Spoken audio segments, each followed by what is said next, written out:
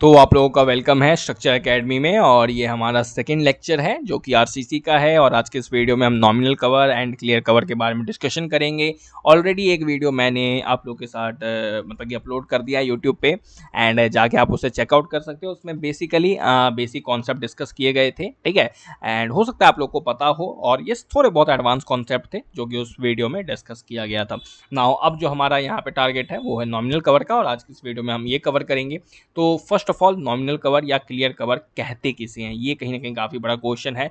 तो यहाँ पे आप एक देख सकते हो, यहाँ पे आपको एक फिगर दिख रही होगी, ठीक है। एंड ये आप कॉलम का सेक्शन है, ठीक है, या आप मान लो बीम का सेक्शन है, क्रॉस सेक्शन है, ठीक है। तो यहाँ पे अगर आप देखोगे ये जो ऑरेंज ऑरेंज कलर के हैं ये उसके मेन स्टील है, ठीक है। एंड उसके चारों तरफ आपको एक ब्लू कलर का, यहाँ पे मेरा आप कर्सर भी देख सकते हो, ये जो है ये स्टिरअप है। आपने कई बार देखा भी होगा कि कभी भी कॉलम जब कास्ट होता है या बीम कास्ट होता है तो उसमें 4-5 लंबे लंबे बार होंगे और उसके आसपास उन सबको बांध के रखने के लिए हम कहीं ना कहीं एक स्टिरअप प्रोवाइड कर देते हैं। तो यही जो है, इसे जो ये जो चारों तरफ ये जो चल रहा है इसे हम क्या कहते हैं, स्टिरअप कहते हैं, ठीक है। एंड अब क्या है इसके आगे जो है, अब यहाँ पे तो ये खत्म हो गया, फिनिश हो गया, स्टील का काम, स्टील इतना ही प्रोवाइड करते हैं। लेकिन अब यहाँ पे जो आगे ये जो आप रेड कलर की बाउंड्री देख रहे हो इसमें जो है हम कवर प्रोवाइड करते हैं, ठीक है। तो इतना जो पोर्शन है इसमें हम कवर प्रोवाइड करते हैं और यहाँ पर जो कवर जो प्रोवाइड करते हैं उसमें उसे हम टेक्निकल लैंग्वेज में, सिविल इंजीनियरिंग की लैंग्वेज में उसे हम नॉमिनल कवर कहते हैं या क्लियर कवर कहते हैं। तो आई होप आप लोग को ये चीज़ समझ आई होगी। तो यहाँ पे डेफिनेशन क्या है, ठीक है, जो आप पेपर में लिखोगे या कोई पूछ देगा तो क्या बोलोगे, ठीक है। चलो आपने समझ लिया तो उसे एक्सप्लेन कर सकते हो। लेकिन अगर आप रटी रटाई डेफिनेशन की अगर हम बात करें तो minimum clear cover to the outer most layer of steel, मतलब सिंपल सी बात है, जो भी कवर आप outer most layer of steel को जो प्रोवाइड करते हो, ये स्टिरअप के आगे जो आप कवर जो प्रोवाइड करते हो उससे हम नॉमिनल कवर या क्लियर कवर कहते हैं। नाउ ये तो आपने समझ लिया कि क्लियर कवर क्या होता है, ठीक है। तो अब यहाँ पे क्वेश्चन ये रेज होता है कि ज़रूरत क्या है, आखिरकार क्या ज़रूरत है, हम कवर क्यों प्रोवाइड करते हैं। हम ऐसा भी तो कर सकते हैं ना कि सीधा हमने ये स्टिरअप लिया एंड उसी पे उसको कास्टिंग कर दी, उसे ही कॉलम खड़ा कर दिया। ये एक्स्ट्रा पोर्शन लेने की क्या ज़रूरत है जो आपको रेड लाइन में दिख रहा है, या ये हल्का सा ग्रे कलर आप देख सकते हो, कुछ इस टाइप का येलो कलर, येलोइश दिख रहा है आपको। तो आखिरकार यहाँ पे कवर देने की क्या ज़रूरत है। तो इसका जो रीज़न है वो सिंपल सा है कि हम कोरोजन से बचने के लिए, हम जंग लगने से, स्टील को जंग नहीं लगाना चाहते स्टील में, क्योंकि अगर उसमें जंग लग गया, उसमें रस्टिंग हो गई तो वो कहीं ना कहीं स्टील जो है वीक हो जाएगा। आपने अपनी छोटी क्लासेस में पढ़ा होगा कि एक बार स्टील में रस्टिंग हो जाती है तो उसकी कैपेसिटी रिड्यूस हो जाती है, उसका स्ट्रेंथ जो होता है रिड्यूस हो जाता है, फिर वो उतनी अच्छी स्ट्रेंथ प्रोवाइड नहीं करता है। और इसलिए हम उस चीज़ से बचने के लिए हम अपने आरसीसी सेक्शन में क्या देते हैं, कवर प्रोवाइड करते हैं, ठीक है। एंड ये कवर का जो साइज़ है ये अलग अलग कंपोनेंट्स के लिए अलग अलग होता है। इसकी बीम के लिए कुछ और होता है, स्लैब के लिए कुछ और होता है। तो वो भी मैं आपको बता देना चाहता हूँ कि कितना होता है। तो यहाँ पे अगर आप देखोगे मिनिमम क्लियर कवर या जो नॉमिनल कवर है जो कि हमारे बीम के लिए है वो 25 mm है, स्लैब के लिए जो हमें प्रोवाइड करना है वो 20 mm है, कॉलम के लिए जो हमें प्रोवाइड करना है 40 mm है, एंड फाउंडेशन के लिए जो हमें प्रोवाइड करना है वो है 50 mm या 75 mm। अब यहाँ पे फाउंडेशन में अगर आप देखोगे दो टाइप्स के कवर दिखाए जा रहे हैं, मतलब कि हैं तो 50 mm और 75 mm। तो 50 mm का प्रोवाइड करते हैं। तो 50 mm तब प्रोवाइड करते हैं कि जब आप फाउंडेशन कास्ट कर रहे हो, प्रोवाइड कर रहे हो, सरिया डाल रहे हो, तो कहीं ना कहीं आपने बॉटम में कुछ ना कुछ प्रोवाइड किया है, ठीक है, या आपने सैंड पूर कर दिया, सैंड डाल दिया, ठीक है, ताकि वो मॉइस्चर कंटेंट, जो मॉइस्चर जो है ज़मीन का जो पानी जो है, नमी जो है, वो डायरेक्टली अटैक ना करे स्टील को। अगर आपने वहाँ पे कुछ प्रोवाइड कर दिया, सैंड वगैरह प्रोवाइड कर दिया और उसके ऊपर आप स्टील डाल रहे हो तो आप 50 mm का कवर दोगे। लेकिन अगर आप डायरेक्टली अपने मतलब कि फाउंडेशन को, फाउंडेशन के जो स्टील को जो है, सरिये को है, सीधा आप मिट्टी में डाल रहे हो सीधा आप जो ग्राउंड है उस पे डाल रहे हो, विदाउट सैंड वगैरह कुछ भी नहीं डाल रहे, सीधा आप वहाँ पे अपने मतलब कि स्टील को डाल रहे हो, तो उस कंडीशन में आपको 75 mm का कवर देना है एज पर IS 456-2000। ये चीज़ आप लोग जरूर ध्यान में रखें। तो ये अलग अलग टाइप के कवर्स होते हैं जो कि हमारे आरसीसी सेक्शन में हम प्रोवाइड करते हैं। तो आई होप आप लोग को इतनी चीज़ें समझ आई होगी कि नॉमिनल कवर क्या होता है और क्लियर कवर क्या होता है। दोनों एक ही लैंग्वेज है, ये चीज़ जरूर ध्यान में रखें, उसकी डेफिनेशन एंड यस अब मैंने जो डायग्राम बताया है वो भी आप लोग को जरूर समझ आया होगा। ठीक है, आखिरकार क्यों प्रोवाइड करते हैं ये भी क्लियर हो गया होगा। तो अब आगे हम चलते हैं कि IS 456 के और क्या क्लॉजेस हैं यहाँ पे कवर से रिलेटेड। तो जब आप टेबल नंबर 16 पे जाओगे तो यहाँ पे मतलब कि यहाँ पे कुछ कवर्स दे रखे हैं, किस बेसिस पे दे रखे हैं, यहाँ पे एक्सपोजर कंडीशन पे दे रखे हैं। ठीक है, तो एक्सपोजर कंडीशन क्या क्या है, माइल्ड है, मॉडरेट है, सीवियर है, वेरी सीवियर है, एक्सट्रीम है। अब ये एक्सपोजर कंडीशन का मतलब क्या होता है? एक्सपोजर कंडीशन का मतलब ये हुआ कि फॉर एग्जाम्पल आपने एक सूखी जमीन है, ठीक है, तो वहाँ का एक्सपोजर क्या हुआ, अलग हुआ। एक ऐसी ज़मीन है जहाँ पे पानी है, जब आपने उसमें गड्ढा खोदा तो वहाँ पे आपको पानी मिल गया, तो वहाँ का एक्सपोजर जब स्टील आप रखोगे तो वहाँ पे स्टील अलग तरीके से रिएक्ट करेगा क्योंकि वहाँ पे पानी लगा हुआ है। और फॉर एग्जांपल आपने कहीं आप सरिया डाल रहे हो और वहाँ पे समुद्र का पानी है, सॉल्टी वाटर है, तो वहाँ का एक्सपोजर कंडीशन अलग होगा। तो इसे कहते हैं हम एक्सपोजर कंडीशन। तो IS 456 के अकॉर्डिंग यहाँ पे अलग अलग प्रकार के एक्सपोजर कंडीशन है, माइल्ड है, मॉडरेट है, सीवियर है, वेरी सीवियर है, एक्सट्रीम है।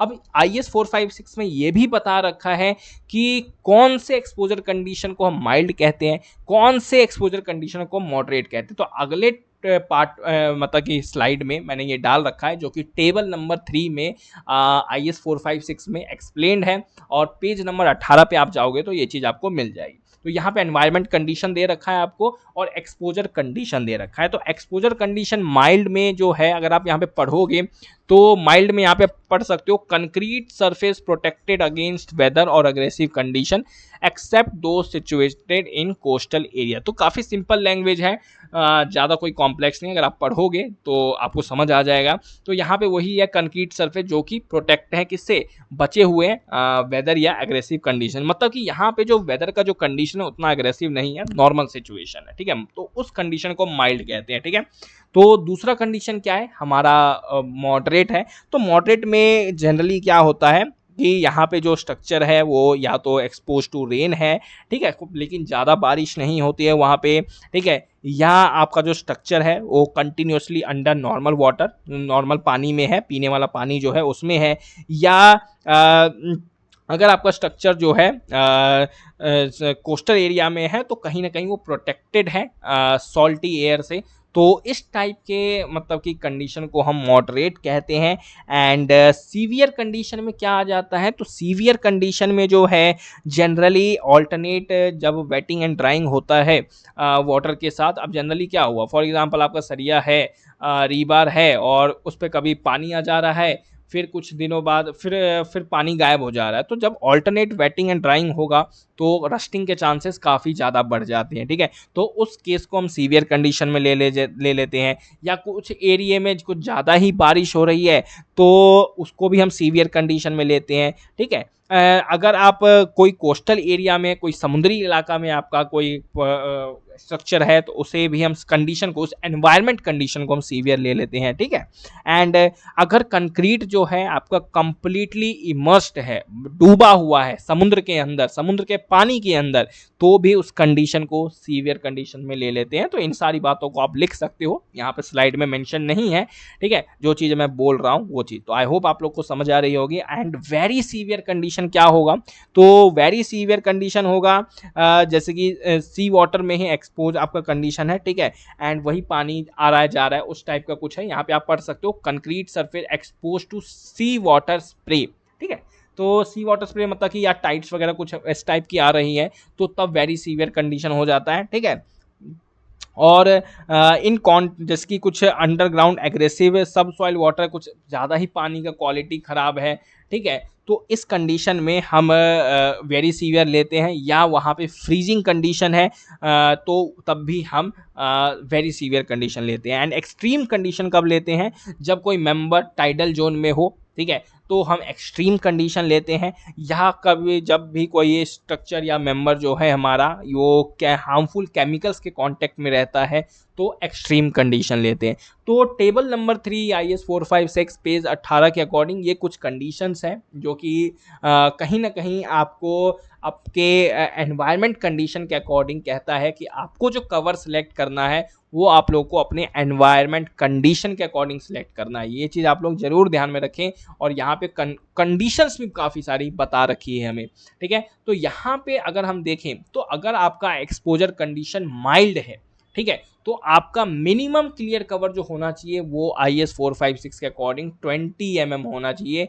एंड अगर आप लोग का कंडीशन मॉडरेट है तो मिनिमम क्लियर कवर या नॉमिनल कवर जो होना चाहिए में 30 mm होना ही चाहिए, इससे कम आपको डालना ही नहीं है।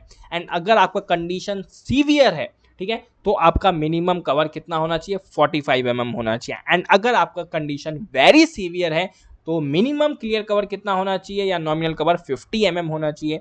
एंड कंडीशन कुछ ज़्यादा ही ख़राब है, एनवायरनमेंट कंडीशन और भी ज़्यादा खतरनाक है, एक्सट्रीम कंडीशंस आगे जाती हैं, तो आप लोग को 75 mm का मिनिमम कवर प्रोवाइड करना है आपको अपने कंपोनेंट को। तो ये चीज़ जरूर ध्यान में रखें।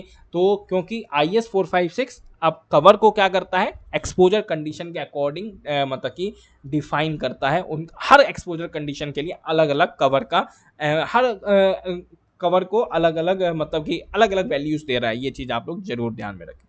एंड यहाँ पे कुछ चीज़ें और, यहाँ पे जो नोट्स है आप देख सकते हो, यहाँ पे आपकी स्क्रीन पे नोट्स दिख रहा होगा, ये कहीं ना कहीं अपने आप में ही काफ़ी इंपॉर्टेंट है। और जब भी कभी आपको कोर्स में नोट्स मिले तो उसे नहीं भूलना चाहिए पढ़ना, क्योंकि वो कहीं ना कहीं काफ़ी इंपॉर्टेंट बात होती है जो कि कहीं ना कहीं आपके लिए यूजफुल हो सकती है। तो क्या पहली बात क्या है, आप for main reinforcement up to 12 mm dia bar, ठीक है, जो भी अगर मेन रिइंफोर्समेंट है, ठीक है, और हमारा डाया बार का जो साइज है वो 12 mm का है, ठीक है, और कंडीशन जो है हमारी माइल्ड है, ठीक है, तो जो नॉमिनल कवर है उसे हम 5 mm से रिड्यूस कर सकते हैं। तो पहला कंडीशन ये है नोट्स का जो बोल रहा है।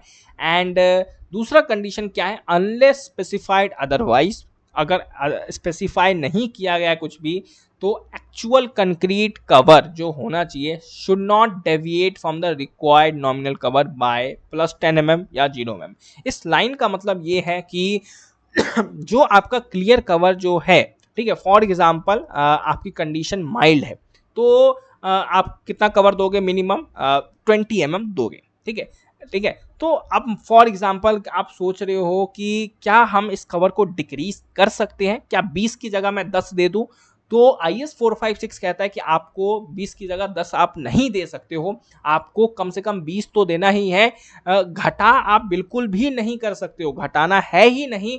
एंड यस, अगर आप बढ़ाना चाहते हो तो 10 mm तक आप इसे बढ़ा सकते हो। मतलब अगर आपको IS 456 में माइल्ड कंडीशन के लिए 20 mm का कवर कह रहे हैं तो आप ये 30 mm कर सकते हो, थोड़ा सा कवर बढ़ा सकते हो। तो इस लाइन का मतलब यही है, unless specified otherwise actual concrete cover should not deviate from the required nominal cover by +10 mm या 0 mm। मतलब कि आप नेगेटिव में, मतलब कि आप अपने कवर को रिड्यूस नहीं कर सकते, अगर आप बढ़ाना चाहते हो तो +10 mm से उस कवर को बढ़ा सकते हो। IS 456 ये कहता है। फिर अगला पॉइंट क्या है, for exposure condition severe and very severe. अगर आपकी एक्सपोजर कंडीशन सीवियर है या काफी वेरी सीवियर है तो आप रिडक्शन ऑफ 5 mm में बी मेड, तो आप 5 mm का रिडक्शन कर सकते हो जब कंक्रीट का ग्रेड M35 या उससे ज्यादा है। तो ये IS 456 के अकॉर्डिंग क्या एक्सपोजर कंडीशन है एंड उस एक्सपोजर कंडीशन में आपको क्या कवर देना है और क्या इंपॉर्टेंट पॉइंट्स हैं, उन चीज़ों के बारे में मैंने अभी बताया है। तो अब चलते हैं नेक्स्ट स्लाइड में। तो ये चीज़ हमने ऑलरेडी डिस्कस कर लिया कि क्या क्या हमारे एक्सपोजर कंडीशंस हैं। एंड फिर आगे अगर हम चलते हैं तो यहाँ पे मैंने स्पेशली नोट्स फ्रॉम टेबल 16, ये वही वाले नोट्स हैं जो कि यहाँ पे लिखे हुए थे, इनको मैंने फिर से एनलार्ज करके बड़ा करके लिख दिया है, क्योंकि ये कहीं ना कहीं काफ़ी इम्पॉर्टेंट है। ठीक है, इसे मिस नहीं करना है। ठीक है, अगर आप जा रहे हो, अगर आपका बीटेक का एग्ज़ाम है एंड आप वहाँ पे आपको पूछा जाता है क्वेश्चन, अगर आप ये कहीं ना कहीं ये 3 पॉइंट्स लिख देते हो जो मैंने अभी आपको पीछे एक्सप्लेन किया है, तो कहीं ना कहीं काफ़ी एक पॉजिटिव इम्पैक्ट पड़ता है। प्लस अगर आप गेट वगैरह की प्रिपरेशन कर रहे हो तो उसमें भी ये कहीं ना कहीं इन पॉइंट से कभी काफ़ी बार क्वेश्चन पूछा जाता है, क्योंकि बच्चे इन छोटे छोटे पॉइंट्स को इग्नोर कर देते हैं, और जिन चीज़ों को आप इग्नोर करोगे उनसे ही क्वेश्चन पूछने के चांसेस काफ़ी ज़्यादा हाई होते हैं। तो ये 3 पॉइंट अपने आप में कहीं ना कहीं काफ़ी इंपॉर्टेंट है। अब यहाँ पे हम बात करते हैं कि हमने सब कुछ डिस्कशन कर लिया, तो अब कितना कवर हमें प्रोवाइड करना है। ठीक है, कि बीम में कितना कवर प्रोवाइड करें, स्लैब में कितना कवर प्रोवाइड करें। तो अगर आपका माइल्ड एक्सपोजर कंडीशन है, ठीक है, तो माइल्ड एक्सपोजर कंडीशन है, और अगर आप वहाँ पे बीम डिज़ाइन कर रहे हो या बीम डाल रहे हो, तो वहाँ पे मिनिमम कवर आपको 25 mm देना है, स्लैब में 20 mm देना है, कॉलम में 40 मतलब देना है, फाउंडेशन में 50 देना है या 75 देना है।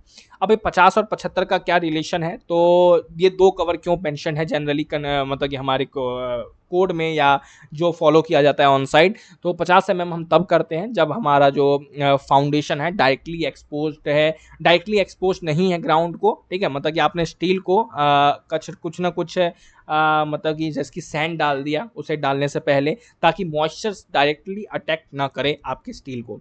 और अगर आप डायरेक्टली प्लेस कर रहे हो ग्राउंड पे, सीधा आपने गड्ढा खोदा और वहाँ पे आप स्टील डाल रहे हो, फाउंडेशन का लेआउट कर रहे हो आप, तो उस कंडीशन में आपको 75 mm का कवर देना है। ठीक है, तो और यहाँ पे फिर से मैंने आपको वही पॉइंट रिपीट किया है टेबल नंबर 16 का, कि जो भी स्टील जो है less than equal to 12 mm है, मेन बार की बात हो रही है, तो इनमें हम प्लस माइनस 5 mm का वेरिएशन कर सकते हैं। ठीक है, एंड कंक्रीट का जो कवर होना चाहिए वो डेविएट नहीं करना चाहिए, मतलब कि नेगेटिव में, मतलब आप कवर को घटा तो सकते ही नहीं हो, ये चीज़ जरूर ध्यान में रखें। यस, आप बढ़ा जरूर सकते हो 10 mm से, प्लस 10 mm से आप बढ़ा सकते हो, मतलब 25 है, अगर आप थोड़ा बढ़ाना चाहते हो तो 30 कर दिया, 35 कर दिया, लेकिन अगर आप 25 से 20 करना चाहते हो वो पॉसिबल नहीं है IS 456-2000 के अकॉर्डिंग।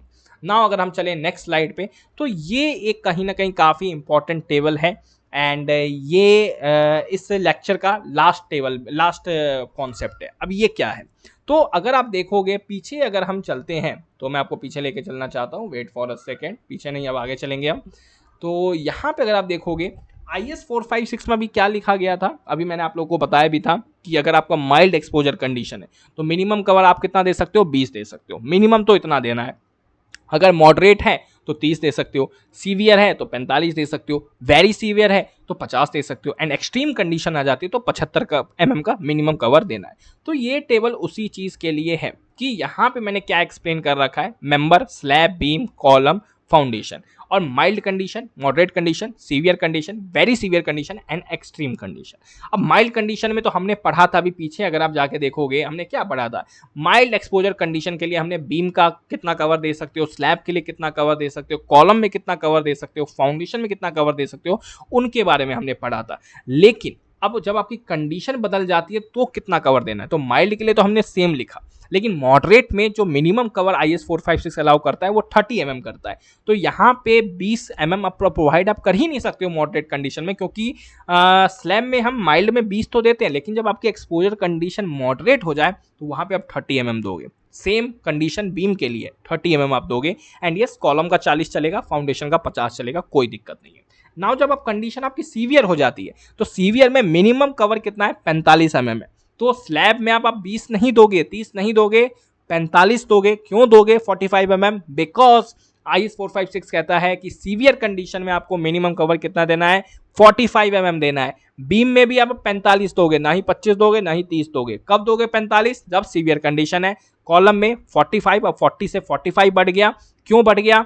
बिकॉज सीवियर में आई होप आप समझ चुके होंगे क्या होता है। फाउंडेशन में आपको 50 देना है, कोई चेंज नहीं है, बिकॉज फाउंडेशन का पहले से ही हाई चल रहा है, कोई दिक्कत वाली बात नहीं है। वेरी सीवियर में जो मिनिमम कंडीशन है, मिनिमम जो कवर है वो 50 का है, तो इसलिए सब में कहीं ना कहीं चेंजेस आ जाते हैं, 50 50 50, and yes foundation remain same, because foundation में मिनिमम कवर पहले से ही माइल्ड में आपको 50 mm देना ही है, और वेरी सीवियर में भी एटलीस्ट 50 mm देना है हमें।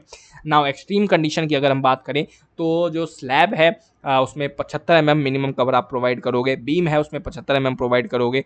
अभी 75 क्यों हो रहा है, क्योंकि एक्सट्रीम में मिनिमम जो कवर है वो 75 mm है, तो मिनिमम तो इतना प्रोवाइड करना ही है सब में। एंड ये मिनिमम है, आप मैक्सिमम 10 mm बढ़ा सकते हो, कोई दिक्कत नहीं है, लेकिन घटा नहीं सकते हो, ये IS 456 कहता है। एंड आई होप आप लोग को सारे कॉन्सेप्ट्स क्लियर हुए होंगे। कोई भी डाउट है तो मेरे से आप कमेंट बॉक्स में पूछ सकते हो।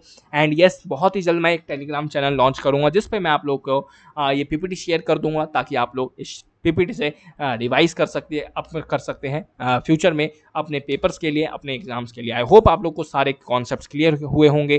Thank you for watching this video. मिलते हैं नेक्स्ट वीडियो में एक नए कॉन्सेप्ट के साथ। Till then bye, thank you.